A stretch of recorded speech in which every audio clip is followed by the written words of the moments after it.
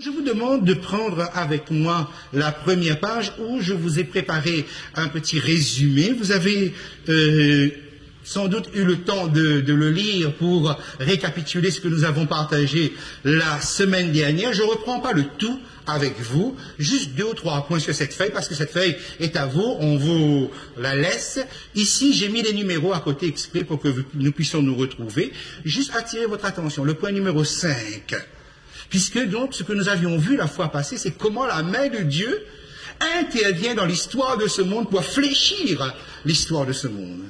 Le point 5, Dieu avait préparé un nouveau territoire pour constituer le mouvement prophétique dont la mission serait d'annoncer le jugement final. Effectivement, puisque la période de Sardes, le protestantisme issu de la Réformation ayant échoué dans la proclamation du jugement, Dieu avait un plan recours. Donc l'Amérique découverte en 1492, appelée le Nouveau Monde, allait connaître la plus grande migration religieuse de l'histoire humaine. Et là donc j'ai répété ce que nous avions vu la dernière fois. Okay? Et le point 6, c'est juste, j'ai mis là pour justement vous permettre de comprendre comment Dieu prépare les choses à l'avance. Par exemple, l'innovation de l'imprimerie par Gutenberg. On ne dit pas l'invention de l'imprimerie parce que l'imprimerie était déjà découverte en Asie, utilisée, mais Gutenberg va améliorer le système technologique de l'imprimerie et on constate lorsqu'on regarde l'histoire que très vite, si les idées de Luther se sont propagées, c'est grâce à l'imprimerie. Mais surtout, si la Bible a connu une propagation aussi rapide, c'est grâce à l'innovation de l'imprimerie. Donc, qu'est-ce que nous pouvons déduire de cela? C'est que Dieu est un Dieu de planification. Dieu est un Dieu qui a un planning. Et son planning est rédigé longtemps à l'avance, voire même des siècles avant que cela ne se réalise. Et le planning nous est donné, ce qu'on appelle le planning dans un langage familier, c'est la prophétie. La prophétie, c'est le planning de Dieu. Et ce que nous avons à nous habituer à raisonner en termes de siècles. Pourquoi? Parce que pour nous, le temps paraît long. Et c'est avec le recul que Daniel d'ailleurs n'avait pas, que nous arrivons à voir la main de Dieu, comment Dieu place les choses. Il a besoin que la Bible se propage, eh bien il s'arrange pour que l'imprimerie soit innovée bien des années à l'avance. De sorte que quand la Bible doit être propagée, l'imprimerie est déjà là. Il a besoin d'un territoire neuf pour pouvoir monter son mouvement prophétique. Il s'arrange pour que des siècles à l'avance, on ait découvert ce nouveau territoire, jusqu'à ce que ce territoire puisse accueillir les pèlerins européens. Donc notre Dieu est un Dieu de planning. Okay? C'est-à-dire Dieu ne fait rien sans avoir révélé les choses à ses prophètes. C'est très important pour comprendre cela. Autrement dit, Dieu ne nous laisse pas dans le vide. Non, ces choses-là sont bien planifiées. L'autre point sur lequel je voudrais attirer votre attention, 13. À partir de l'époque de Philadelphie, c'est un moment très préoccupé par l'attente du retour de Jésus. Et l'époque de Philadelphie, nous y sommes, puisque cette période n'est pas terminée. La Odyssée est juste intégrée dedans comme un message spirituel de réveil. Okay? Le point 15, le mouvement prophétique qui porte le jugement final, donc qui est né aux États-Unis, forcément avec ce que nous avons dit, garde la totalité de la Bible et l'enseigne intégralement. Et ses membres dépassent le fait d'être simplement des étudiants. Ces simples membres sont considérés comme des colonnes du sanctuaire céleste.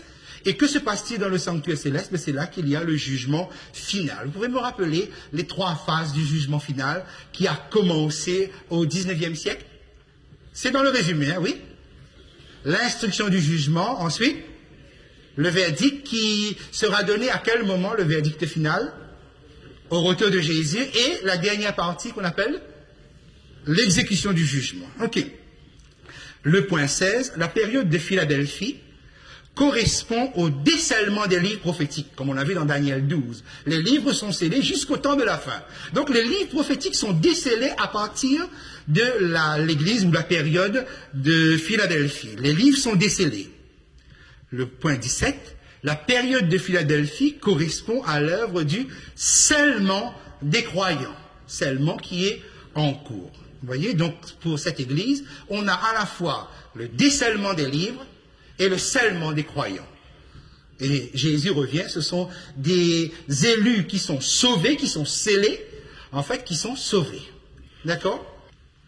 Nous terminons avec la période, le cycle des églises, et je vous rappelle que nous sommes avec Philadelphie, Laodicée, et Philadelphie et Laodicée constituent une seule et même église, okay, qui va jusqu'à la fin. Comment nous le savons? Nous allons le voir tout de suite. Je voudrais demander à Catherine, donc, qui est là, Catherine Beg, de nous lire le texte.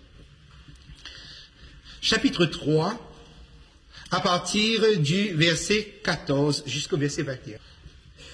Écrit à l'ange de l'église de Laodicée. Voici ce que dit l'Amen, le témoin fidèle et véritable, le commencement de la création de Dieu. Je connais tes œuvres. Je sais que tu n'es ni froid ni bouillant. Puisses-tu être froid ou bouillant? Ainsi, parce que tu es tiède et que tu n'es ni froid ni bouillant, je te vomirai de ma bouche.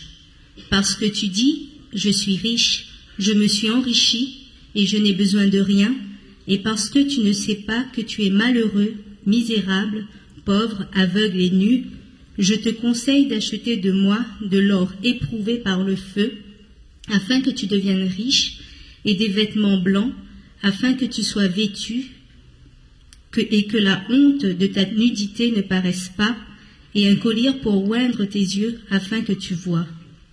Moi je reprends et je châtie tout ce que j'aime. Et donc du zèle et repens-toi. Voici je me tiens à la porte et je frappe. Si quelqu'un entend ma voix et ouvre la porte, j'entrerai chez lui, je souperai avec lui et lui avec moi. Celui qui vaincra, je le ferai asseoir avec moi sur mon trône, comme moi j'ai vaincu, et je me suis assis avec mon Père sur son trône. Que celui qui a des oreilles entende ce que l'Esprit dit aux églises. Merci beaucoup. Voici donc la lettre à l'église de Laodicée. Que veut dire Laodicée? Laodicée veut dire peuple juste, mais ça peut vouloir aussi dire jugement du peuple. Vous remarquez que la période du jugement se trouve dans l'église précédente. Okay? Le jugement final démarre dans la période précédente, l'église de Philadelphie. Mais remarquez que Laodicée est concernée par ce jugement, et elle-même concernée par ce jugement, et peut-être qu'elle n'en est pas consciente.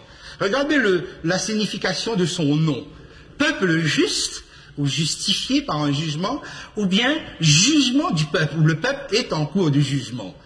Dans 1 Pierre, chapitre 4, effectivement, l'apôtre Pierre nous dit que le jugement commence par la maison de Dieu. Autrement dit, donc, le jugement final, qui est un jugement positif pour le peuple de Dieu, commence avec l'Église. Mais est-ce que l'Église est consciente d'être dans une période où son sort se joue, d'être dans un moment où son sort se joue? Donc, voici, à partir de l'étymologie du nom, une première, un premier point que le Seigneur pose. Sommes-nous conscients, nous qui sommes dans cette période, que le jugement de Dieu nous concerne, nous en premier, puisque c'est un jugement positif. Regardons maintenant la façon dont Jésus s'est présenté. Jésus dit, je suis l'Amen, je suis le témoin fidèle et véritable, le commencement de la création de Dieu. L'Amen est un mot final. C'est le oui qui termine généralement une approbation. C'est une approbation qui termine quelque chose qui a été dit. C'est un mot final. Et cela nous amène à regarder, lorsque nous considérons les 3 titres que Jésus prend, que les choses sont inversées. Vous reprenez votre ancienne feuille où il y a Laodicée, la feuille de la semaine dernière, où vous avez ce point-là ici. Il y a une inversion. Jésus inverse l'Amen, qui est un mot final, est cité en premier, mais le commencement de la création de Dieu, qui est au début, se trouve cité à la fin.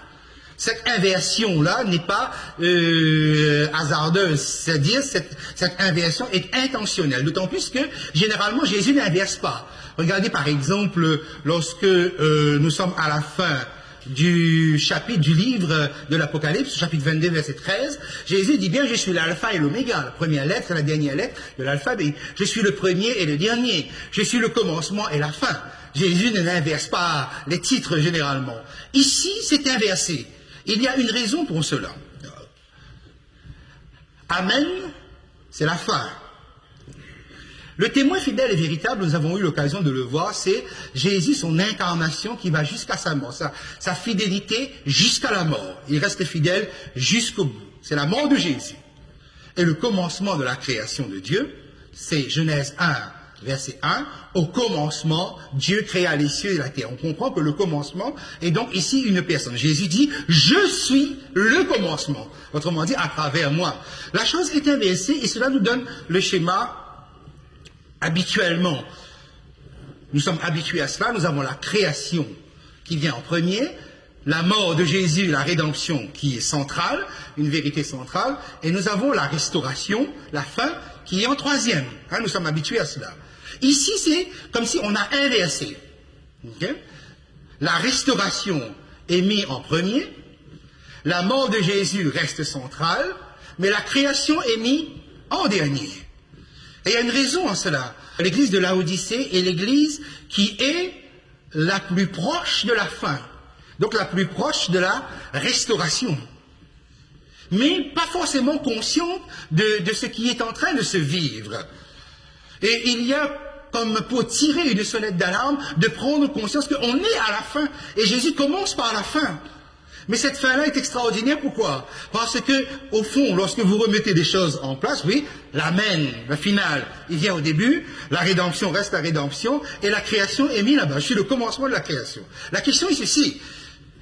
Ceux de Philadelphie, pouvons-nous comprendre la fin si nous rejetons le commencement? La fin, nous y sommes, nous sommes dedans. Mais pouvez-vous véritablement comprendre cette fin si vous n'êtes pas au clair sur ce qui s'est passé à la création, ou bien si vous rejetez le Dieu créateur? Car regardez bien le monde dans lequel nous sommes. C'est un monde qui baigne dans la philosophie de l'évolution. C'est un monde qui a rejeté le Dieu créateur. C'est un monde qui a établi toute sa structure de pensée et de vie sur l'évolutionnisme et non pas sur le créationnisme. Et si quelque part nous devions être influencés par des comportements qui ne viennent pas, qui ne sont pas en accord avec le Dieu créateur. Et là, on commence peut-être à prendre conscience, en tout cas ceux qui sont dans la Odyssée, à quel point nous ne pouvons pas prêcher le Dieu qui vient si nous ne prêchons pas le Dieu qui est au début. Donc, nous sommes dans la fin, il faudra, pour comprendre la fin, être ramenés au début. C'est-à-dire revenir sur le message de la création. Donc, la chose s'inverse à partir de l'expérience où nous sommes. Mes amis, nous sommes dans la fin, revenez au Dieu créateur, parce que c'est là que tout va se comprendre. Impossible de prêcher le jugement, impossible de prêcher la rédemption sans l'idée de la création. Voilà, nous revenons à Laodicée. Le problème de Laodicée, comme nous venons de lire et nous avons suivi avec Catherine, c'est que c'est une église qui a une autosuffisance. Je suis riche, je n'ai besoin de rien. Comme si véritablement, on est arrivé à la fin, on a tellement de données, on a tellement, même au niveau de la spiritualité ou de la religion, on a tellement d'atouts en main que finalement Jésus n'y est pas. Mais on ne le sait pas, parce que, et c'est ça qui est fort avec la Odyssée, c'est que ce n'est pas une église remplie d'hypocrites, c'est une église remplie d'ignorants. Tu ne sais pas. Non pas que tu fais semblant, ou que tu montres une face et que tu vis autre chose, non. Sincèrement, tu ne sais pas. Et tu finis par vivre une spiritualité qui est riche, mais où Jésus n'y est pas. Ça veut donc dire que c'est possible. Ça veut donc dire que c'est possible d'être comblé spirituellement, d'avoir pratiquement tout ce qu'il faut, autant de Bibles, autant de commentaires. On n'a jamais eu un tel foisonnement comme aujourd'hui de commentaires théologiques ou autres. On a tout ce qu'il faut. Mais Jésus n'y est pas. Okay? Donc il y a une autosuffisance. Et là, et pourquoi je vous ai dit depuis le début que la Odyssée, c'est le prolongement de Philadelphie. C'est que, lisez bien, si on lit bien la Odyssée, on constate que le problème n'est pas doctrinal. Il n'y a pas un problème d'enseignement dans cette Église. Or, à chaque fois qu'il y a un problème d'enseignement, s'il y a un problème d'enseignement, le Christ le relève. Vous vous rappelez pour Pergame, par exemple, vous vous rappelez pour Thyatire, Ok, ce que j'ai contre toi, c'est que tu enseignes de fausses doctrines. Or, vous n'avez pas un faux enseignement dans la Odyssée. Ce qui nous permet de comprendre que Jésus n'est donc pas en train de viser le christianisme en général, parce que le christianisme en général a continué à garder les fausses doctrines que, peut-être tout à l'heure nous aurons même l'occasion d'en aborder une justement, ok? Le christianisme a gardé son corps d'enseignement exactement comme au Moyen-Âge. Il n'y a pratiquement pas grand-chose, même on pourrait dire certaines choses ont empiré. Donc ici, la Odyssée, pas de reproche sur la doctrine. Ça veut dire, c'est une église qui n'a rien à se reprocher sur le plan de la doctrine. Comme Philadelphie, le problème est ailleurs. Le problème est spirituel. Le problème est l'indifférence. Le problème est la tiédeur. C'est une église, si vous voulez, qui a mal évolué. Okay? Donc, dans le texte, le problème est d'autant plus grave, c'est-à-dire l'indifférence, c'est bien ça, ok? C'est-à-dire qu'on a épousé les enseignements de Jésus, on est irréprochable sur la connaissance de la Bible, sur la connaissance des choses de la fin, mais on est indifférent. C'est comme si quelque part nous étions nourris au niveau du comportement spirituel ailleurs, ok? Donc, c'est d'autant plus grave que Jésus, il est proche à la porte. C'est vraiment un... Et c'est là que on va avoir un langage. La plupart du temps, on pense que la Odyssée est une lettre dure. J'ai jamais vu peut-être autant d'ardeur dans l'amour qu'à l'église de la Odyssée. Mes amis, nous faisons partie de la Odyssée, c'est-à-dire une église qui garde d'une manière irréprochable la doctrine saine de Dieu. Le problème, il est au niveau plutôt de l'indifférence, de la tiédeur, quelque chose qui ne va pas. Tu es comblé et tu n'as pas vu que spirituellement, à quel point tu es pauvre. C'est l'inverse de Smyrne. Smyrne était riche, et Jésus lui a dit, je connais ta pauvreté bien que tu sois riche. Ici, la Odyssée est pauvre, comme si Jésus dit, ben voilà, ok, je connais ta richesse bien que tu sois pauvre. La réalité est là. C'est une église pauvre, des individus pauvres, alors que pratiquement tout est sous la main. Et alors, Jésus est à la porte, qu'est-ce qu'il fait? Il frappe. Et le mot frapper, l'équivalent en hébreu, c'est le mot d'apak, qu'on retrouve dans le Cantique des Cantiques.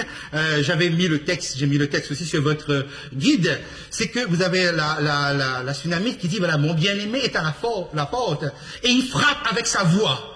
Donc on a compris où est-ce que l'Apocalypse a pris cela.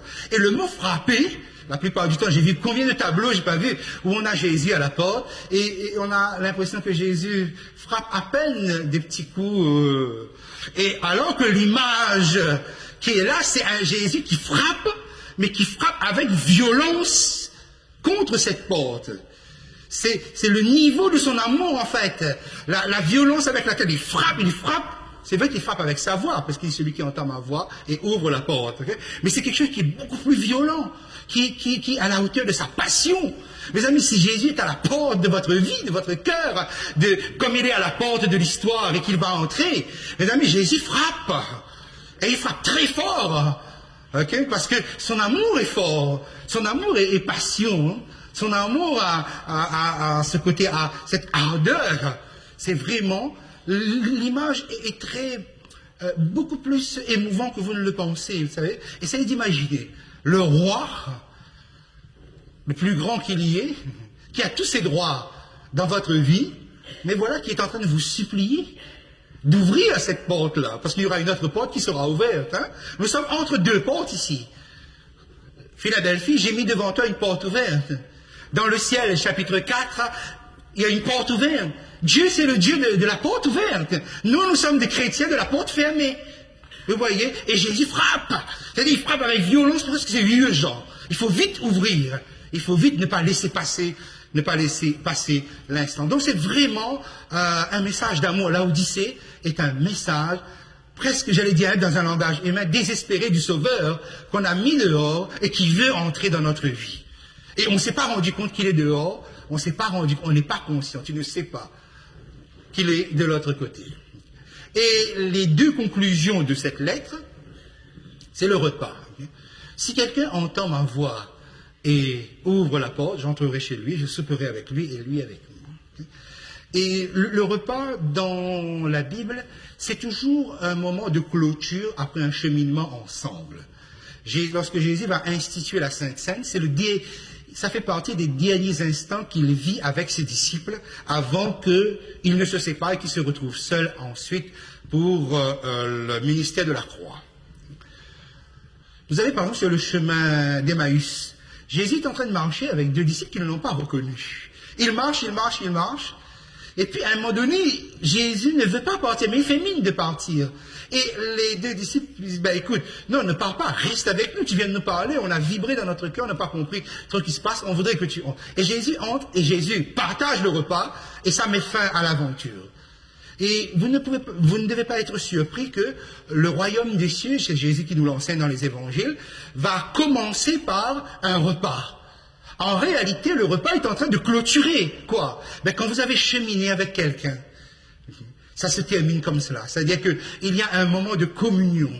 En réalité, le repas qui inaugure le royaume des cieux, c'est un repas qui met fin à un parcours, le vôtre, sur cette terre, aux côtés de Jésus. Jésus invisible tout au long de votre parcours terrestre. Mais Jésus, néanmoins, là. Mais seulement Jésus est en train de nous dire, mais il y a un problème. Tu vas partager un repas avec moi quand on commence l'éternité, mais déjà là, tu me mets dehors. Ta vie, je ne la partage pas. Tu pries et tu as l'impression que voilà, spirituellement ça va, mais non, je suis dehors. On aura l'occasion justement tout au long de ce développement de l'Apocalypse d'essayer de comprendre comment on peut mettre Jésus à la porte sans le savoir. Mais donc ce n'est pas un problème volontaire, c'est vraiment un état d'ignorance. Jésus n'y est pas. Pourquoi? Eh bien parce que, voilà, tu dis je suis riche, je me suis enrichi, je n'ai besoin de rien. Et effectivement, il y a trois pôles de richesse à la Odyssée, hein, si on reprend l'image de base. Effectivement, c'était une cité bancaire très prospère. Et aussi, ils avaient connu un tremblement de terre. Lorsque Rome a dit, est-ce que vous voulez qu'on vous aide à reconstruire la Odyssée, la ville? Comme Philadelphie, Tibère, elle avait reconstruit. Ils ont dit, non, nous avons suffisamment d'argent, nous pouvons reconstruire. C'est une réalité, ce que vous voyez là. Ensuite, c'était une ville qui était très prospère au niveau de l'industrie, de la production des vêtements de laine. Pourquoi? Eh bien, parce qu'ils produisaient de la laine noire. Et donc, c'était des vêtements qui étaient de très beaux vêtements. Okay? Mais la laine était noire. Donc, c'était des vêtements noirs. Qu'est-ce que Jésus propose? Des vêtements blancs, ok? Donc il y a l'allusion. Ensuite, c'était une cité pharmaceutique très réputée, parce qu'ils avaient fabriqué, arrivé à trouver un collier qui était capable de non pas rendre la vue, mais d'améliorer nettement la vue, mais aussi, grâce au système de refroidissement de l'eau chaude qui venait des villes voisines, ils avaient de l'eau tiède qui était une eau qu'on pouvait utiliser comme une thérapie, qui était très intéressant. C'était une ville qui était riche à tout niveau. Regardez notre société, et surtout nous qui bénéficions des largesses, je ne sais pas encore pour combien de temps, de la France ou de l'Europe. Mes amis, nous avons tout, hein. Nous avons la sécurité sociale, bien que la sécurité sociale a un trou, nous avons l'allocation chômage, nous avons presque, ok, je suis malade avec ma carte, voilà, ok, j'ai accès à un médecin, etc. Peut-être que nous pouvons bien comprendre.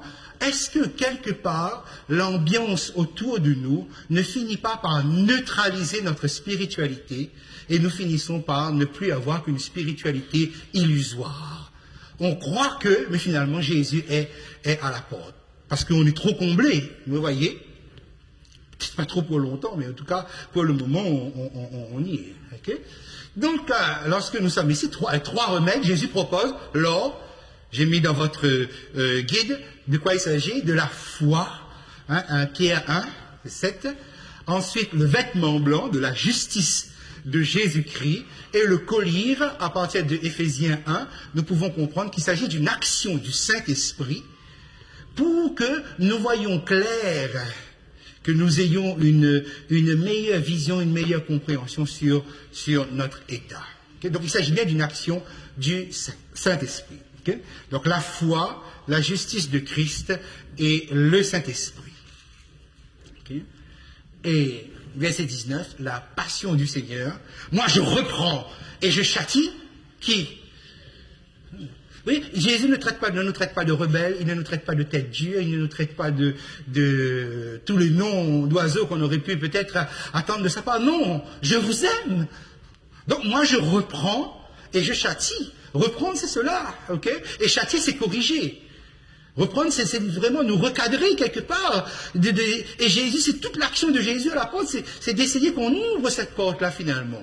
Donc je crois à ce réveil extraordinaire qu'il y aura au sein de cette église de Laodicée, qui est en fait l'église de Philadelphie, qui a gardé la pureté doctrinale, qui a gardé les enseignements, qui a gardé tout ça intact, mais qui vit complètement en spiritualité illusoire. Donc reprendre et châtier, tout ça, c'est l'amour. Le mot qui est utilisé ici, c'est le mot philia, c'est l'amour fraternel. Jésus nous aime vraiment d'un amour fraternel. Et je ne sais pas quelle expérience vous vivez et comment il vous ramène. Il est possible que quelquefois une prédication suffit pour nous châtier. On entend le prédicateur, ah ça va, c'est bon, j'ai compris. Et parfois il suffit d'une parole de quelqu'un qui est proche de nous. Peut-être parfois il faut plus que ça. Peut-être parfois c'est la maladie aussi. Peut-être parfois c'est des épreuves douloureuses. Parfois c'est la perte de tout ce qui faisait notre confort qui nous ramène au Seigneur. Parce que Dieu veut une chose, c'est nous avoir pour l'éternité. Ça c'est l'objectif de Dieu. Donc vous voyez bien que la liste, la dernière lettre est en fait une clôture spirituelle. C'est un appel d'amour que Jésus nous lance. Ce que j'appelle les bases d'une méthodologie saine. Qu'est-ce que cela veut dire? Vous avez vu ce que j'ai dit au début? Dieu prend le temps et il prépare longtemps à l'avance son planning. Et son planning est bien fait. Ça, je crois qu'au fur et à mesure, nous sommes en train de nous familiariser comment rien n'est dans le hasard. S'il y a des détails, ces détails ont un sens. J'ai eu l'occasion de lire beaucoup de commentaires sur le livre de l'Apocalypse. Effectivement, il y a beaucoup d'égarements. Mais parce qu'on prend comme ça dans n'importe quel sens, on pense que peut-être ça veut dire ça, et on fait des applications qui sont très étranges et très bizarres. Cela arrive quand la méthodologie de Dieu n'est pas utilisée. Dieu va donner ce qu'on appelle les clés du château. Les clés du château sont les clés qui vous permettent d'entrer dans le château et de pouvoir vous orienter. Nous avons eu l'occasion justement de voir une clé du château. D'abord, ce texte, Apocalypse 1, vous vous rappelez, nous l'avons pris dès le départ.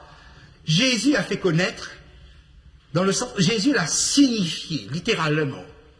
C'est-à-dire que Jésus nous a fait connaître ses révélations, nous l'a transmis. Le mot signifier veut dire quoi? Communiqué par signe ou symbole. Le livre de l'Apocalypse est donc un livre écrit avec des signes et des symboles. Ces symboles, donc, il faut les déchiffrer. Et Dieu ne veut pas que nous allions justement dans tous les sens. Vous vous souvenez, le premier symbole fort, et nous avons eu l'occasion de le voir ensemble, c'est le sanctuaire. Au point que, et je rappelle cette idée qui est ici, je vais te montrer le plan de ma demeure, de la demeure, et le plan de tous ces objets, et c'est exactement comme cela que vous ferez. Voilà le Dieu de la Bible. C'est le Dieu de l'exactitude. C'est le Dieu de la précision. Je vous demande de faire exactement. Okay. Et la rédaction, parce que le sanctuaire va suivre cette précision-là, et comme la rédaction de la parole de Dieu d'ailleurs, c'est écrit avec une rigueur, avec une précision qui va nous demander, nous, de pouvoir comprendre cela avec la même précision. On dessine, on trace, Dieu trace avec précision. Il faut que nous puissions recevoir les choses avec précision. C'est le Dieu de l'exactitude, c'est le Dieu de la précision. Et vous vous souvenez, donc, nous avons parcouru le sanctuaire et nous avons vu comment, finalement, lorsqu'on va dans le livre de l'Apocalypse, on se rend compte que le sanctuaire structure le livre de l'Apocalypse dans les grandes étapes de la révélation. Effectivement, chaque fois, puisque le sanctuaire terrestre ne vaut plus, c'est le sanctuaire céleste. Effectivement, l'épître aux Hébreux nous a permis de comprendre que Jésus est dans le sanctuaire céleste. Et il y a comme un parallèle, une harmonisation entre ce qui se passe dans le ciel et ce qui se passe sur la terre. Et cela nous permet de comprendre donc comment finalement le ciel est en harmonie avec la terre. Que la terre, son histoire n'est pas laissée comme ça à volo, que son histoire est vraiment suivie par le ciel et que dans le sanctuaire terrestre, il se passe des choses qui influencent Et lorsqu'on va voir justement cette partie des sceaux-là, on va se rendre compte un peu plus. Mais comme nous venons de parcourir les églises, nous avons vu que juste avant les églises, Jean avait eu une vision inaugurale, c'est la vision de Jésus lui-même. Mais sous une forme dont il n'était pas habitué, c'est sous une forme inhabituelle. Donc le sanctuaire dans l'Apocalypse aura le même objectif que le sanctuaire avait à l'époque de Moïse lorsque Dieu lui demande de construire le sanctuaire. C'est-à-dire, donc là vous écrivez ici, okay, le sanctuaire dans l'Apocalypse a pour rôle de garantir la présence permanente de Dieu en faveur des croyants. C'est un Dieu saint qui vient habiter parmi les hommes qui ne le sont pas. Or, comment Dieu peut-il côtoyer justement lui qui est saint, qui est dans une sainteté absolue? Comment peut-il côtoyer des gens donc qui se positionnent plus dans la désobéissance, la rébellion ou voire même la perversion? C'est le sanctuaire qui permettait cela. Il fallait passer par les étapes du sanctuaire et tout homme avait la certitude de pouvoir bénéficier de la présence de Dieu. Donc, quel est le rôle du sanctuaire? C'est garantir la présence permanente de Dieu, en faveur, une faveur bienveillante en notre faveur. Comme il y a un sanctuaire céleste, nous avons cette garantie-là. Donc tant que le plan de Dieu n'est pas terminé, le plan du salut en général n'est pas terminé, nous bénéficions de la grâce, de la faveur de Dieu, grâce au fonctionnement du sanctuaire céleste. Or, vous êtes des sacrificateurs, des prêtres de ce sanctuaire-là, Jésus étant le grand prêtre. Vous vous rappelez un petit peu de cela, ok? Mais le sanctuaire sert aussi à éveiller la crainte de Dieu en nous. Dieu est présent, ok? Mais ce n'est pas non plus un camarade, ce n'est pas un pote, ce n'est pas un copain. Il n'y a pas une familiarisation. Non. Le croyant reste, la crainte est toujours éveillée en lui, en fait. Mais son privilège, c'est d'accéder. Donc, il n'y a pas une familiarisation, il y a un amour qui lie les deux, mais en fait, il est toujours dans le positionnement de la... Et le sanctuaire fait ça. Et bon, on aura l'occasion d'y revenir sur certains événements, épisodes de l'Ancien Testament par rapport à ça, ok? Voici les deux rôle du sanctuaire, ok? Permettre à Dieu d'être présent et d'avoir une bienveillance à notre égard malgré notre état, malgré notre situation, et en même temps de notre côté, nous qui sommes proches de Dieu, nous avons cette crainte. C'est le sanctuaire qui permet cela. Okay? Et ce soir, je voudrais voir avec vous les 7 solennités que Dieu avait mis en place, qui constituent la deuxième clé essentielle du château, et qui nous permet de comprendre le livre de l'Apocalypse. Pratiquement impossible de comprendre ce livre si nous ne comprenons pas, non pas dans le détail bien entendu, okay, mais au moins en généralité, les 7 fêtes solennelles qui se trouvent dans le Lévitique 23. À quoi sert cette fête? Nous pouvons le dire dès le départ, que ce soit avant comme maintenant, les 7 fêtes constituent les 7 étapes du plan du salut en Jésus-Christ, bien sûr, à travers l'histoire. Je répète, Dieu va mettre en place, au temps de Moïse, 7 fêtes. Ces 7 fêtes constituent ou correspondent aux 7 étapes du plan du salut pour l'humanité, donc comment racheter les gens dans l'humanité à travers l'histoire. D'accord? Je reviens à ces 7 fêtes-là. Lévitique chapitre 23. Lévitique chapitre 23, où Dieu va instituer ces 7 fêtes. Je prends à partir du verset 4. Voici les fêtes de l'Éternel, les saintes convocations que vous publierez à leur temps fixé. Le premier mois, le 14e jour du mois, entre les 2 soirs, ce sera la Pâque de l'Éternel. Le premier mois, donc, étant le mois de Nissan, le 14 du mois de Nissan, c'était la fête de Pâques. Verset 6, le 15e jour de ce mois, ce sera la fête des pains sans levain. Le lendemain, donc, commençait la fête des pains sans levain qui allait durer 7 jours. La suite du verset 6 vous montre. Il fallait manger des pains sans levain. Ensuite, au verset 10, parle aux enfants d'Israël et tu leur diras, quand vous serez entrés dans le pays que je vous donne et que vous y ferez la moisson, vous apporterez au sacrificateur une gèbe prémisse de votre moisson. Il agitera de côté et d'autre la gerbe devant l'Éternel afin qu'elle soit agréée. Le sacrificateur l'agitera de côté et d'autre le lendemain du sabbat. Voici donc une série de fêtes qui se suivent dans ces jours, le 14, le 15 et le 16. Vous avez la fête de la Pâque, la fête des pains sans levain qui durait 7 jours, et le lendemain, vous avez la gerbe des prémices. Imaginons, je prends le cas le plus connu, imaginons que la Pâque tombe un jeudi soir, donc le lendemain, le vendredi. Okay? La fête des pains sans levain démarrait donc le samedi et durait jusqu'au samedi suivant. Le dimanche, on avait la présentation de la gerbe des prémices que le sacrificateur devait agiter de tous les côtés afin que ce soit bien visible, qu'on voyait bien tous les aspects de la gerbe des prémices. Okay? Alors, nous poursuivons. Donc, vous écrivez dans la colonne en haut, vous écrivez aussi dans le tableau en bas. Au verset 15. Depuis le lendemain du sabbat, du jour où vous apporterez la gerbe pour être agitée de côté et d'autre, vous compterez 7 semaines entières. Et là, donc, nous avons ce qu'on appelle la fête des semaines. Maintenant, dans le livre de l'Exode, cette fête est appelée aussi la fête des prémices. Dans Nombre, cette fête est appelée aussi la fête de la moisson. Et dans le livre des Actes, on appelle la Pentecôte. Pentecôte parce qu'il fallait compter 7 semaines. Donc vous comptez les jours sur 7 semaines, 7 fois 7, ça fait 49. Eh bien le lendemain, c'était ce qu'on appelle la Pentecôte ou la fête des semaines, parce que la moisson était commencée. Okay, donc verset 16, vous compterez 50 jours jusqu'au lendemain du 7e sabbat et vous ferez à l'Éternel une offrande nouvelle. Verset 17, ce jour-là, vous apporterez de vos demeures 2 pains pour qu'ils soient agités d'un côté et d'autre, et ils seront faits avec 2 dixièmes de fleur de farine et cuits avec du levain. Ce sont les prémices à l'Éternel.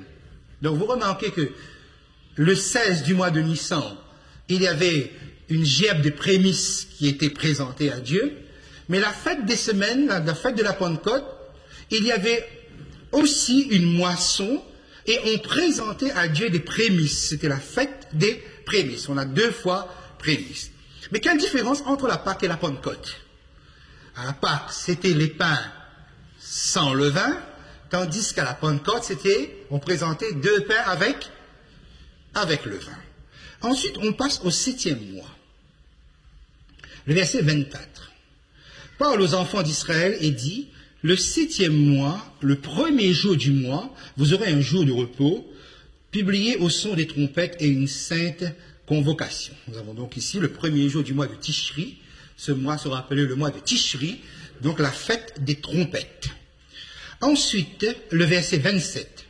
Le 10e jour de ce 7e mois, ce sera le jour des expiations. Nous avons donc, là où j'ai mis la ligne en rouge, le jour des expiations qui était la 6e solennité.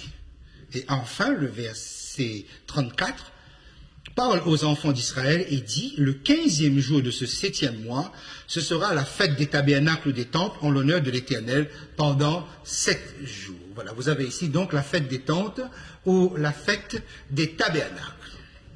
Il y avait 3 fêtes qui étaient obligatoires où tout le peuple devait se présenter. On verra ça plus tard dans Deutéronome. La fête de Pâques, la fête de Pentecôte et la fête des tabernacles où tous devaient se présenter. Tous étaient impliqués là-dedans. D'accord? Donc les 7 fêtes, je rappelle. La Pâques, la fête des pains sans levain, la gerbe des prémices, la fête de semaine ou la Pentecôte, la fête des trompettes, le jour des expiations et la fête des tentes ou des tabernacles. C'est bon? Vous avez noté? Alors, on va faire un petit exercice. Vous ne regardez pas votre feuille. OK? On va vérifier l'état de vos connaissances pour voir si vos esprits ne sont pas trop engourdis. OK? Ça y est? Alors, vous êtes prêts? Alors, première fête, c'est la Pâque. Deuxième fête, le 15 du mois de Nissan. La fête des pains sans levain qui durait 7 jours, donc jusqu'au 21. La troisième fête, le 16 du mois de Nissan. La gerbe des prémices. Okay? La 4e fête qui vient ici où on offrait du pain avec le vin. La Pentecôte ou la fête des semaines, fête des prémices, fête de la moisson, etc. Okay? La 5e fête, le 1er du mois de Tishri. La fête des trompettes, où on sonnait de la trompette pour annoncer le jour des expiations ici. Ah, mince, j'ai dit. Alors, le 10e du mois de Tishri, c'est quelle fête? le jour des expiations, ça compte pas parce que j'avais donné. Okay? Et enfin, la 7e fête, la fête des tabernacles. La fête la plus joyeuse venait après la fête la plus austère. C'était la fête des tabernacles qui était la fête la plus, avec le plus de joie possible. Ok? Voilà donc, nous pouvons contrôler les réponses, tout ça c'est bien en place. Bien, lorsque nous regardons l'application de cela, par exemple, je vous ai dit tout à l'heure que cela correspond aux 7 étapes du plan du salut de Dieu dans l'histoire. Nous sommes à Pâques. Regardez par exemple avec moi l'évangile de Luc, chapitre 22. Prenez Luc, chapitre 22. Le verset 1er. Luc 22, le verset 1er. Regardez bien les allusions de la parole de Dieu, parce que l'Apocalypse, c'est l'explosion, c'est l'apothéose de tout ça, effectivement. Mais regardez bien les allusions qui nous préparent.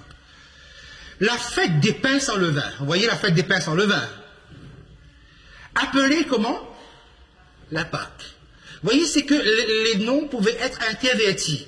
C'est-à-dire, tout ce groupe que vous voyez ici était considéré comme la fête de Pâques. La fête des pains sans levain pouvait être assimilée à la Pâque, et ainsi même que la gerbe des prémices. La fête des pains sans levain, appelée la Pâque, approchait. Verset 7.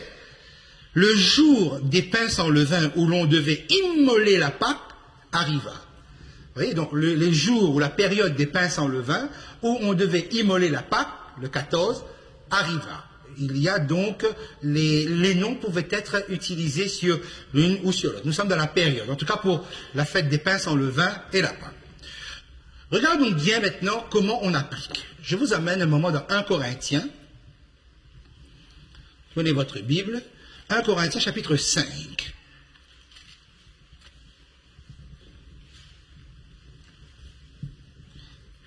À partir du verset 7. 1 Corinthiens chapitre 5 à partir du verset 7. Vous notez ces versets, je ne l'ai pas mis sur votre guide, mais vous pouvez vous le noter sur un coin de votre feuille. Verset 7. Faites disparaître le vieux levain. Nous sommes dans un langage connu ici. Faites disparaître le vieux levain afin que vous soyez une pâte nouvelle, puisque vous êtes sans levain. Voilà la déclaration de l'apôtre Paul. Vous êtes, vous, comme des pains sans levain. Car Christ, notre Pâque, et jusqu'à présent, vous avez vu le mot Pâque est sans S. Car Christ, notre Pâque, a été immolé. Dès que la Pâque est en relation avec l'agneau immolé. Effectivement, Pâque, c'est Christ immolé. Et qu'est-ce qu'il dit? Célébrons donc la fête. Donc la fête de Pâques est quelque chose qui doit être célébré. Mais regarde bien la suite. Non avec du vieux levain, non avec un levain de malice et de méchanceté, mais avec les pains sans levain, de la pureté et de la vérité. Et dans ce verset 8, nous constatons que la célébration de la Pâque n'est pas en rapport avec un rituel ou une festivité, mais en rapport avec ma vie personnelle liée avec Jésus-Christ. Jésus est mort, la Pâque a été immolée, donc moi je dois célébrer cela dans mon existence en retirant de ma vie le levain, parce que le levain symbolise le péché, le levain de la malice et de la méchanceté. Pourquoi? Parce que Christ est avec moi tous les jours. Je ne peux pas garder dans mon cœur le levain, puisque je consomme un pain sans levain. Donc, il faut célébrer la fête, célébrer la Pâque. Quel jour? Quel jour? Mais tous les jours. Tous les jours, Christ est avec moi. Tous les jours, je suis appelé à cette expérience. Donc, la célébration de la Pâque, mes amis, et on a ici l'application immédiate. La Pâque, c'est Jésus qui est mort. Et dans ma vie, je consomme du pain sans levain. Du coup, donc j'ai une transformation. Remarquez ceci sur notre tableau ici, c'est qu'il y a eu une réalisation historique ponctuelle. Jésus est mort un 14 Nissan. Donc c'est historique, et il est mort, il est bien mort à un moment précis de l'histoire. C'est fait, c'est accompli. Ça a été, et l'auteur de l'Épître aux Hébreux nous dit, il est mort une fois pour toutes. C'est-à-dire, on n'y a pas à répéter sa mort, c'est fait, c'est bon, aujourd'hui j'en bénéficie. D'accord? Voilà comment nous pouvons appliquer la Pâque et comment nous pouvons aussi appliquer cela dans ma vie. Célébrer la Pâque, comment? Avec une vie nouvelle, parce que vous consommez un pain nouveau, vous consommez un pain sans levain. C'est tous les jours.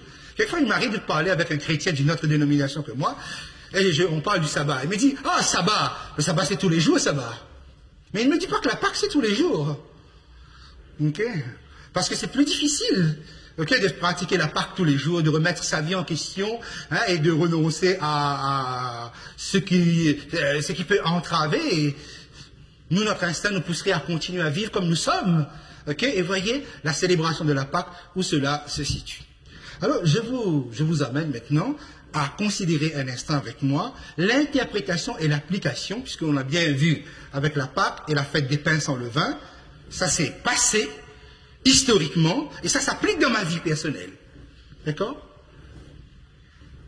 Quelle est l'application de la troisième fête qui se trouve ici? Vous avez les textes sous les yeux, nous allons les regarder un moment ensemble. 1 Corinthiens 15.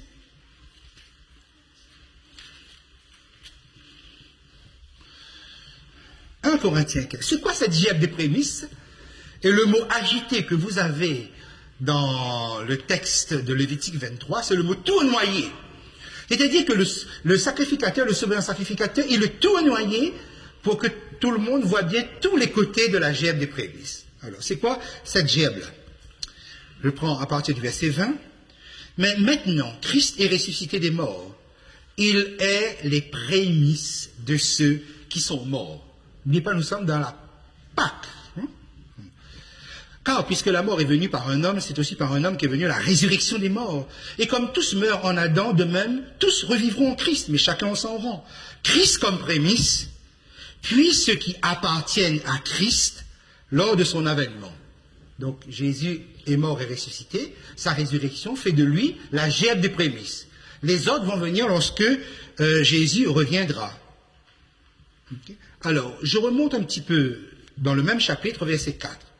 L'apôtre Paul, quand il développe ça, verset 5, parle de Jésus qui a été enseveli, qui est ressuscité le troisième jour selon l'Écriture, et il dit, verset 5, qu'il est apparu à Céphas, puis aux 12. Ensuite, il est apparu à plus de 500 frères à la fois, dont la plupart sont encore vivants, dont quelques-uns sont morts. Ensuite, il est apparu à Jacques, puis à tous les apôtres. Après, aux tous, il est aussi apparu à moi. Vous voyez l'objectif ici? C'est que Jésus ressuscite et il apparaît.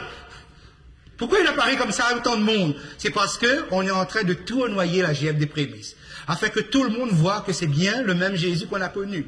Ce n'est pas un fantôme, ce n'est pas une illusion, c'est ce Jésus-là. On l'a vu, on le voit, on regarde. Il y a même Thomas qui dit, moi je veux voir les traces, je veux vous toucher. Mais touche, regarde, on tournoie la gerbe des prémices, pour qu'on voit bien tous les aspects de ce Jésus. Mais cette gerbe des prémices ne s'arrête pas là.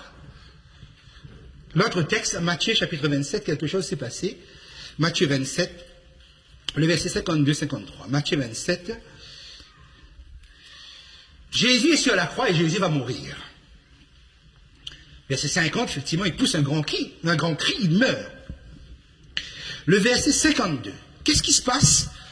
Il y a un tremblement terrible qui est ici. Verset 52. Les sépulcres s'ouvrirent. Et plusieurs corps des saints qui étaient morts ressuscitèrent.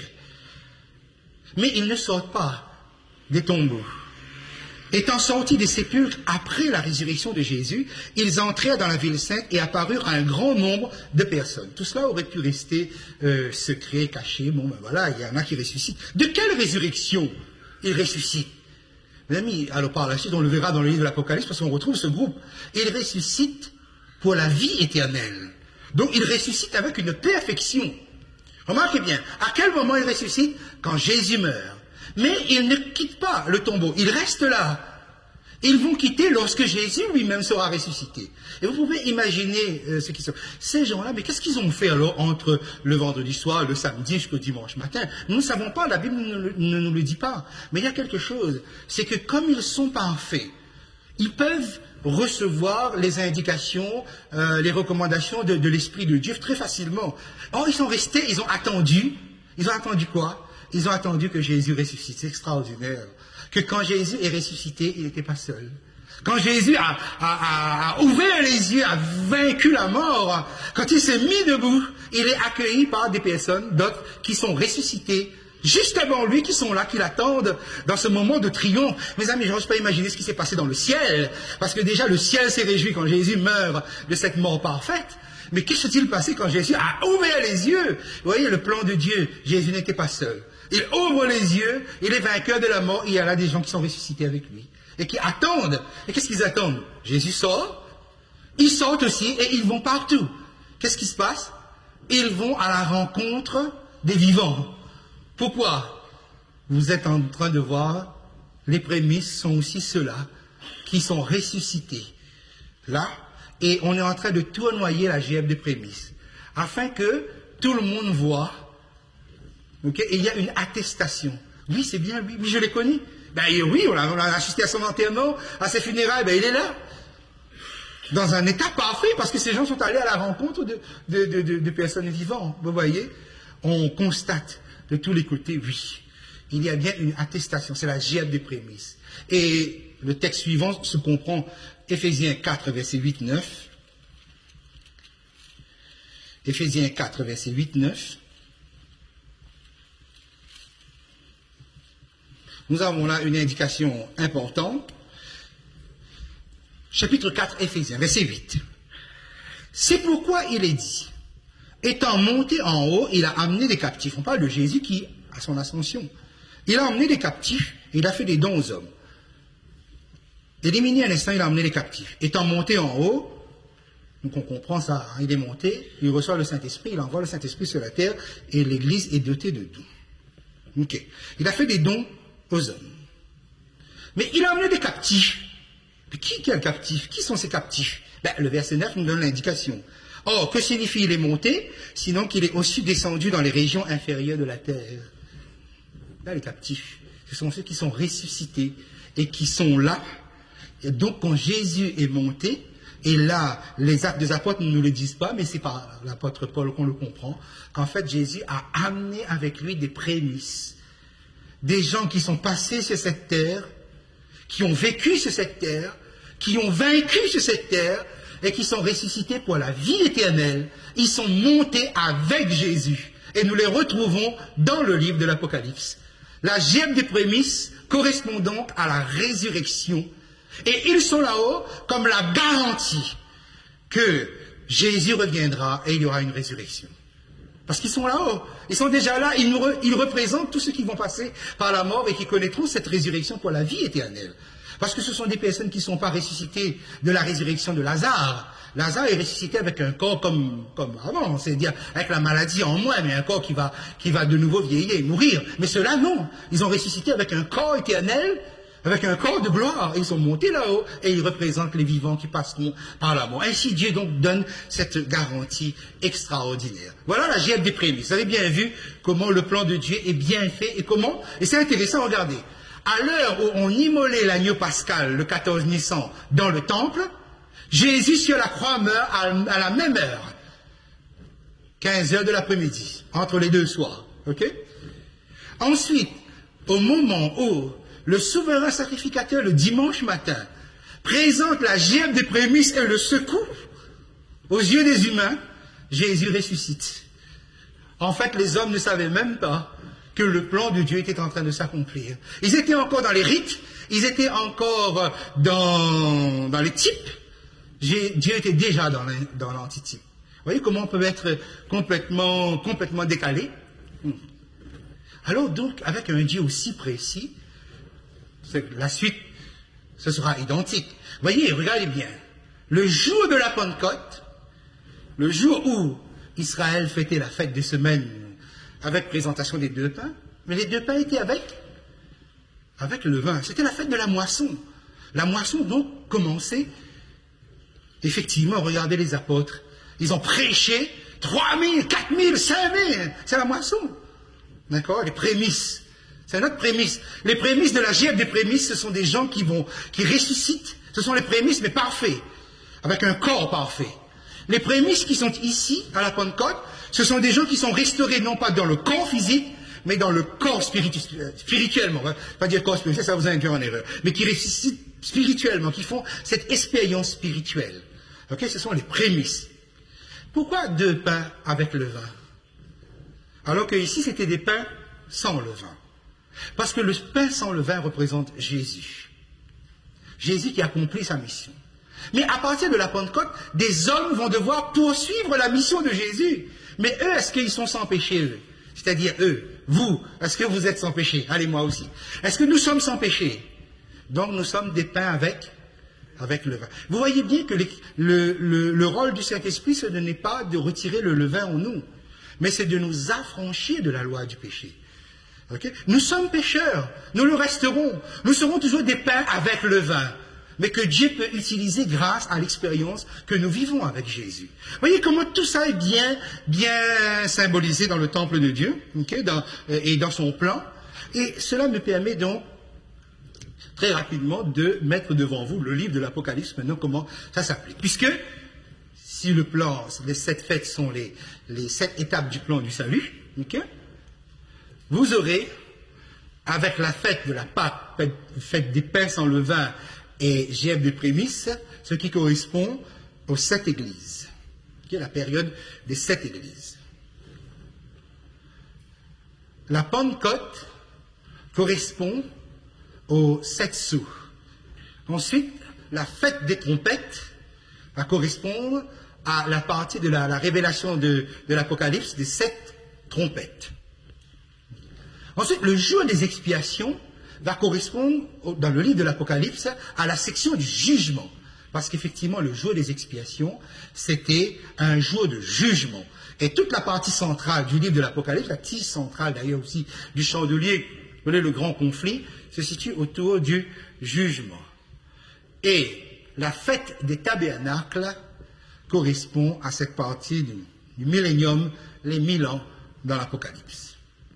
Okay, donc l'ensemble du livre de l'Apocalypse est structuré aussi à partir de ces fêtes-là. D'accord? Alors, quel est le rôle des fêtes dans l'Apocalypse? Le fait dans l'Apocalypse, c'est nous assurer une chose, que Dieu réalise son plan par des actions dans des périodes bien définies de l'histoire. C'est-à-dire que, on est bien, que quand on arrive à telle époque, Dieu le fait. Telle époque, Dieu le fait. Telle période, Dieu le fait. Nous avons l'assurance que le plan de Dieu s'accomplit dans des périodes que Dieu lui-même a définies d'avance.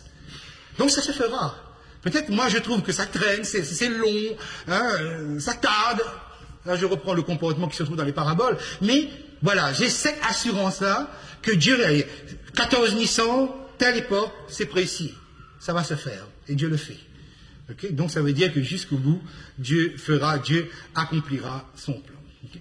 Mais aussi, ce que cela me montre, c'est que Dieu garde le contrôle de l'histoire dans ce monde. Même si nous participons à des élections, nous mettons en place des présidents, il n'y a pas de problème, c'est notre droit, nous avons ce droit civique-là, même devoir, même je dirais, mais Dieu dirige les choses par rapport au plan, à ces 7 fêtes-là, ça c'est en train de s'accomplir.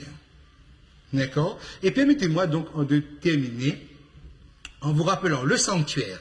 C'est la présence permanente de Dieu en faveur des croyants. J'ai accès à Dieu grâce au sanctuaire. Les fêtes, c'est que je suis assuré et rassuré que Dieu est bien en train d'accomplir son plan. La question que je passerai en terminant ici, puisque ça commence avec la Pâque, la série des 7 fêtes commence avec la Pâque. Vous avez vu la Pâque sans S. C'était la Pâque juive. La fête de Pâques célébrée par les chrétiens de nos jours, qui est la fête chrétienne la plus importante, correspond-elle à ce que nous avons dans la parole de Dieu? Marquez bien, il y a une différence, je vais ressortir. Pour comprendre cela, ce que vous avez sur le tableau, je prendrai la formulation anglaise. En anglais, Pâques avec S se dit Easter. Mais la Pâque juive, c'est Passover, passer par-dessus, ce qui correspond à la Bible. Donc, autrement dit, chaque fois que la Bible, y compris le Nouveau Testament, utilise le mot Pâques, c'est toujours Passover, passer par-dessus, pour sauver. C'est jamais Easter. Easter, c'est ça qui donne les joyeuses Pâques, la fête de Pâques célébrée dans le monde. Pourquoi en anglais? Parce que, en fait, très rapidement, okay, le mot Easter, c'est le mot Ishtar, ou c'est le mot Astarte, c'est-à-dire cette divinité ici, appelée Ishtar en Mésopotamie, appelée Aphrodite en Grèce, okay, c'était une divinité. c'est cette divinité-là qui a donné le mot Pâques avec S que nous connaissons aujourd'hui. Donc, qui est Astarté? Astarté, c'est la reine des cieux. Astarté, c'est la déesse de la fécondité. Et son culte a mené une immoralité sexuelle extraordinaire. C'était une véritable débauche. Pourquoi? Parce que cela a amené des prêtresses qui étaient en fait des prostituées sacrées, qui étaient donc au service de Astarté. Et c'est ça qui est célébré pratiquement dans la même période qu'on appelle, quand on parle de Pâques avec S, en quelque sorte. Maintenant, la question dit, lorsque nous faisons Pâques, effectivement, pourquoi il y a le lapin, comme vous avez ici? Parce que le lapin, c'est le totem de Astarté. Pourquoi? Parce que si Astarté, c'est la déesse de la fécondité, effectivement, s'il y a un animal qui accomplit cela, c'est bien le lapin, parce que le lapin est connu comme étant donc un animal qui se reproduit très généreusement, très facilement. C'est aussi un animal qui représente la facilité de la fécondité à grande vitesse. Et pourquoi l'œuf? Dans la fête de Pâques, tel que nous le réalisons, le monde l'accomplit actuellement. Mais pourquoi l'œuf? Parce que l'œuf, c'est le symbole d'Astarté. Astarté est née à partir d'un œuf qui est tombé dans un fleuve de la Mésopotamie, l'Euphrate, et les poissons ont poussé l'œuf immense vers la rive, les colombes sont venues s'en poser, puis Astarté est sortie de là. D'où qu'on vous retrouvez des symboles qui ne sont pas dans la Bible, par exemple le lapin ou l'œuf. Et il faut savoir que, par exemple, regardez la décoration, donc ces œufs qu'on a suspendus sur l'arbre. Ça a été peint par les enfants parce qu'effectivement, traditionnellement, on donne aux enfants pour peindre les œufs de Pâques. Mais il faut savoir que dans l'Antiquité, les Chaldéens, les Babyloniens, peignaient les œufs, faisaient des œufs colorés et les suspendaient en l'honneur d'Astarté, justement. Et ils avaient un vendredi qu'ils appelaient le vendredi saint, où ils fabriquaient une galette, où ils mettaient une forme de croix dessus et qui était mangée en l'honneur, justement, d'Astarté. Il y a des pratiques donc, qui étaient dans les pratiques païennes de la Chaldée, de la Phénicie, de Canaan, de la Grèce et tout ça, qui se retrouvent dans les pratiques chrétiennes actuellement. Maintenant, le fait, c'est comment en est-on arrivé à ce que ces pratiques païennes se retrouvent aujourd'hui dans les pratiques dites chrétiennes. Et pour cela, là c'est les Romains au IVe siècle qui vont jouer un rôle, ils vont introduire Tammuz. Qui est Tammuz? Tammuz est appelé Bacchus ou Bacchus en grec. Okay? Tammuz est à la fois le mari et le fils d'Astarté. Et Tammuz est un guerrier qui est devenu un dieu, le dieu soleil des Babyloniens. Tammuz a vécu jusqu'à 40 ans, puis il est mort. Donc on a continué à le fêter et on en a fait un dieu à partir de là. Mais pour fêter Tammuz, il fallait le pleurer. Et vous avez par exemple dans Ézéchiel, où Dieu reproche à son peuple, à ses filles, d'être en train de pleurer Tammuz. Pendant combien de jours on pleurait Tammuz? On pleurait Tammuz pendant 40 jours. Dans quel espoir que lorsqu'on arrive à l'équinoxe du printemps, eh bien Tammuz ressuscite. Et effectivement, dans la croyance babylonienne, il y avait une résurrection, mais il fallait passer avant par un carême, il fallait passer avant par un jeûne. Et vous retrouvez, par exemple, lorsqu'on regarde la pratique de la fête de Pâques actuellement, effectivement, quand vous arrivez à l'équinoxe du printemps, 40 jours avant, qu'est-ce que vous avez? Vous avez le Mardi Gras. Il faut savoir que le Mardi Gras est considéré comme une fête chrétienne. Comment ça se fait que le Mardi Gras est une fête chrétienne? Ben oui, pourquoi? Bon, parce que on va entrer dans une période maigre. Il faut clôturer en beauté la période grasse, période où on mange, où on boit, et anciennement dans les bacchanales des Saturnales, tout ce que les Grecs ou les Romains pouvaient pratiquer dans la débauche la plus absolue, le carnaval était pratiqué le Mardi Gras. Et là, on y allait, et cela a été retransmis avec les masques pour empêcher une identification de celui qui voulait se livrer à la débauche et ne pas être reconnu. Et ce qui est intéressant lorsque nous regardons de près, le fait c'est que veut dire carnaval? Carnaval veut dire carné. Okay? Carné veut dire viande, comme carnivore. Okay? Et puis vous avez le suffixe après qui veut dire sans. Sans viande. On se prépare à entrer dans une période sans viande ou sans œufs. Voilà pourquoi il y a eu un cumul des œufs. Et le dimanche qui suivait, il fallait distribuer le nombre des œufs. Ça vient de là, en fait, effectivement. Okay? Donc, Ce qui est assez ahurissant, c'est de constater combien, en fait, le carnaval, comme le Mardi Gras, est intégré dans la pratique chrétienne, où on va commencer le décompte pour arriver à la fête de Pâques, et toute cette période est une période de carême, c'est-à-dire, carême pour préparer quoi? Pour préparer la résurrection. Mais la résurrection de qui? Donc la question qui est posée, est-ce que c'est la résurrection de Jésus que les chrétiens honorent ou commémorent, ou la résurrection de Tammuz? Toute la structure religieuse qui est mise en place est prise non pas de la Bible, mais de ces religions cananéennes, chaldéennes, babyloniennes, bretonnes ou autres. C'est tout ça qui se trouve être calqué ici. Et cela donne ceci. Par exemple, vous avez ici Tammuz. Et Tammuz, depuis l'Antiquité, il faut bien savoir, avant même que Jésus ne vienne, portait toujours un bandeau. Et vous remarquez que sur son bandeau, il y a une croix. Il y a des croix. En réalité, ce n'est pas une croix. Ce que vous avez ici, ce qu'on retrouve, les signes qu'on retrouve, ça c'est le signe de Tammuz. En fait, c'est un thé qui est ici. Et lorsqu'on baptisait les gens au nom de Tammuz, le prêtre mettait sur son front le thé de Tammuz. Mais le thé de Tammuz ressemble drôlement à une croix. Voyez pourquoi l'ouverture est faite pour... Prenons par exemple, vous avez des civilisations africaines ou autres qui, avant même que Jésus ne vienne, pratiquaient le signe de croix. Si aujourd'hui vous voyez quelqu'un faire le signe de croix, vous lui dites ça c'est quoi? Vous dites ça c'est le signe chrétien qui représente la croix de Jésus. Vous le déplacez, vous l'amenez dans une autre civilisation, on va dire non, là tu es en train de faire le signe de Tammuz. Parce que c'est le signe de Tammuz, le signe de croix. Mais seulement c'est à trace un T, là aussi on dit on trace une croix, mais c'est pratiquement la même chose au final. Donc vous pouvez comprendre l'amalgame qui est fait. Si par exemple, là, je reviens un moment sur... Remarquez ceci. Dites-moi, la Pâque, c'est quoi? C'est quelle fête?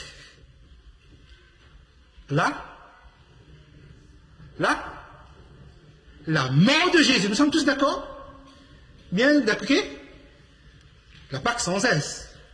Et vous comprenez aussi, remarquez bien, tout à l'heure je vous disais, si je reviens, attendez, je vais mettre ça ici. Voyez par exemple les signes qui sont ici, c'est simplement pour vous dire que le thé de Tammuz est associé avec le disque solaire. Parce que c'est le dieu soleil. Lorsqu'on voulait associer, on mettait carrément le thé dans un cercle ou autre. Oui, c'est ça. La fête de Astarté et de Tammuz se faisait au lever du soleil, le jour du soleil. D'accord? C'est-à-dire que Astarté présentait son fils qui revient des enfers et qui est ressuscité des morts. Okay? Donc le jour du soleil, ce qu'on appelle le jour du soleil, le fameux Sunday ou autre. Okay? C'est bien. Qu'est-ce que la Pâque, vous m'avez dit? La Pâque, c'est la mort de Jésus. Ben, où se situe sur mon tableau la résurrection de Jésus? La résurrection de Jésus est la gève des prémices et pas la Pâque. Donc vous comprenez pourquoi il fallait inverser les choses. En réalité, la Pâque dans la Bible n'a jamais été la résurrection de Jésus. La Pâque dans la Bible, c'est la mort de Jésus. Si la Pâque devient la résurrection, en tout cas, ce n'est pas la résurrection de Jésus. C'est donc la résurrection de qui? La résurrection de Tammuz, avec tous les symboles de l'œuf, du lapin et de la brioche avec la croix, qui est en fait un thé de Tammuz qui est dessus. Au fond, l'adversaire a fait en sorte que les gens gardent la même adoration de Tammuz, seulement on a changé le nom. Au lieu de Jésus, les gens disent, mais c'est la résurrection de Jésus. Qui vous a dit que la Pâque, c'est la résurrection de Jésus? Si vous mettez la Pâque, si vous mettez la résurrection de Jésus ici, vous inversez et vous êtes dans un désordre. Et d'ailleurs, la fête de carnaval, c'était ça. Il fallait exprimer le désordre, le chaos. Voilà pourquoi les esclaves couchaient avec les maîtres. Mais ça y allait parce qu'il reflétait le chaos cosmique. Mais l'ordre va arriver pourquoi? Parce que Tammuz va ressusciter. Parce que Tammuz va vaincre les enfers. Alors posez-vous la question. Okay? Lorsque nous utilisons ces choses et que nous étudions de près le plan que Dieu a mis en place, et vous vous rendez compte de la formidable mystification qui a lieu avec tous ces chrétiens qui sont sincères. Je vous dis, les chrétiens sont sincères. Okay? Qui sont sincères, mais regardez, okay? Sans le savoir, qui ils sont en train d'honorer. Et la semaine prochaine, nous allons poursuivre notre étude ensemble pour essayer de comprendre, car c'est cela que Jésus veut. Dieu a dit à Moïse, vous ferez exactement. C'est-à-dire, surtout, il n'y avait pas de fantaisie, ne va pas mettre un truc là où j'ai pas mis un dessin ou je ne sais pas quoi. Non, exactement. Et c'est cela, la motivation de celui qui étudie le livre de l'Apocalypse et la prophétie. Quand il entend ça, forcément il est ému, il tremble de tous les côtés, comme Habakkuk nous avons lu au début. C'est ça la parole prophétique. C'est ça aussi le collier. La parole prophétique nous accompagne. Parce que, qu'est-ce que l'apôtre Paul a dit? Célébrez donc la Pâque avec un levain, non pas de malice et de méchanceté, mais avec un levain de pureté et de vérité.